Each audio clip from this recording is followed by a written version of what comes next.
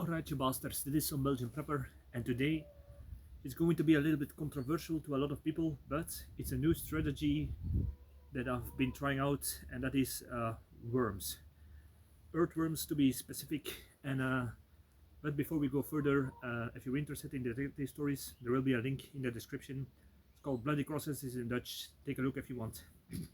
So, earthworms are actually very handy, and I've learned this only recently that it's a viable survival strategy. Uh, we all think earthworms as just dirty insects, but there are a lot of things you can do with earthworms.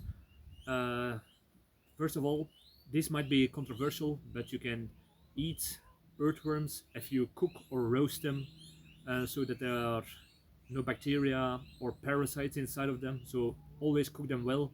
Some people say that you can just put them in water for 10 minutes so they are clean and then you can eat them raw, but I always uh, I always would say eat your earthworms roasted, boiled, baked, so that there's no parasites, eggs, or some pathogen inside of them.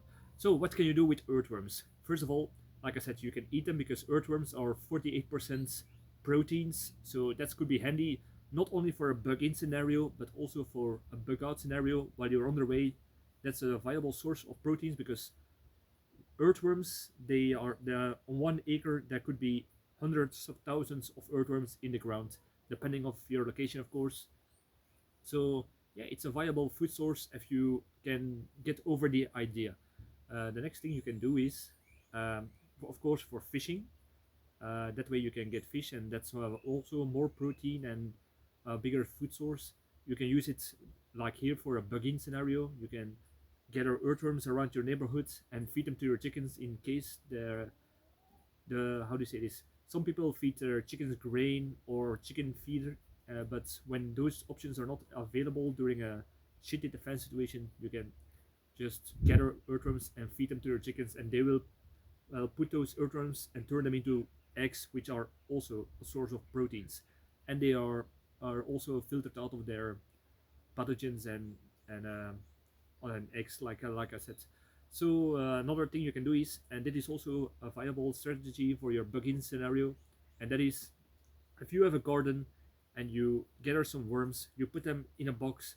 Uh, Birds like doves and other crows and other big birds could go to there, and you could be lying wait with an air gun and take them out, and that way you have a whole meal from a bird that you hunted from your own garden. So it's not poaching like if you go hunting outside of your house, but I would advise to put the earthworms in a white container, flat container, or a plate.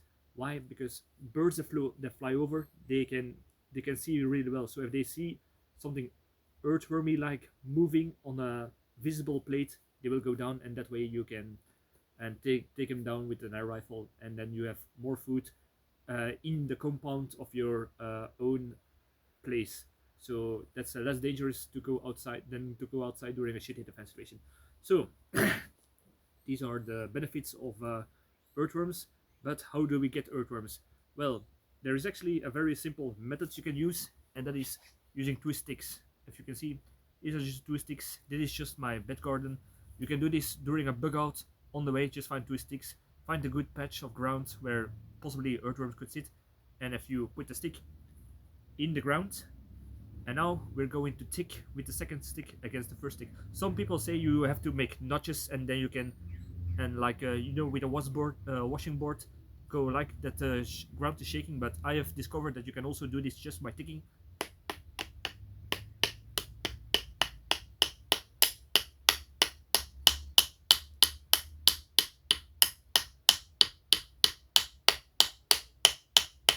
Yo, we already got one.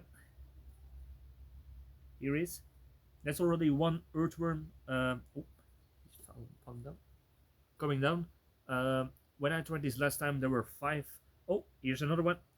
Another earthworm is coming up. So let's do this on another spot. I'm going to do it here.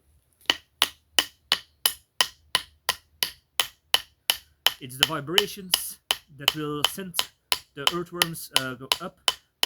With my grandfather, oh, got one. Oh, it's going back down. You have to be sometimes quick because when you stop beating again, they will go down fast. With my grandfather, we just put a pitchfork in the ground and we start to wiggle with it. But this is how you do it on a bug out scenario. That's right here.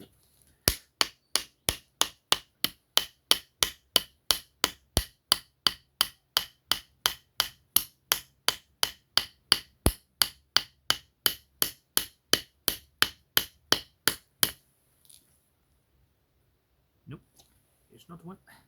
It's right here. Sometimes you don't have that, like I said, it depends on the ground. Last time I did this, there were 5 coming up, but if you don't find, oh, here's one. Here's another one coming right up.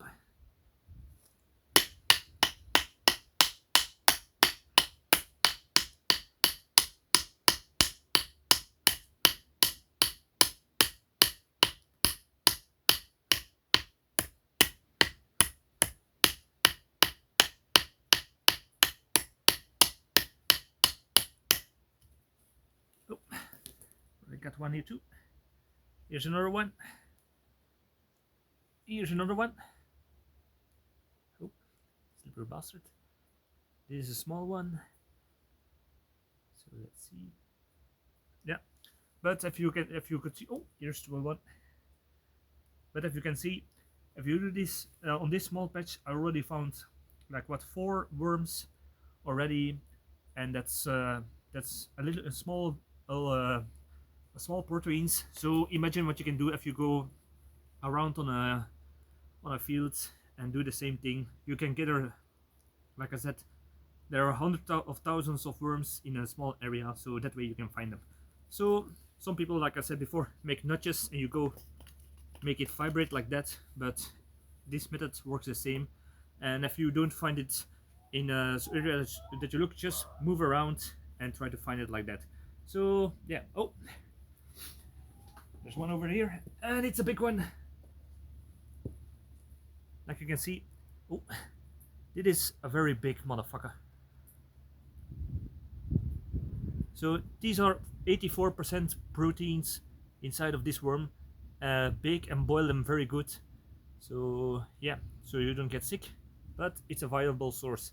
So I would say, yeah, I hope this worked. This will help you in your survival plans, open new possibilities that you have to carry less, and you can do with more by using your skills. So I would say thank you for watching, and see you in the next video. Cheers.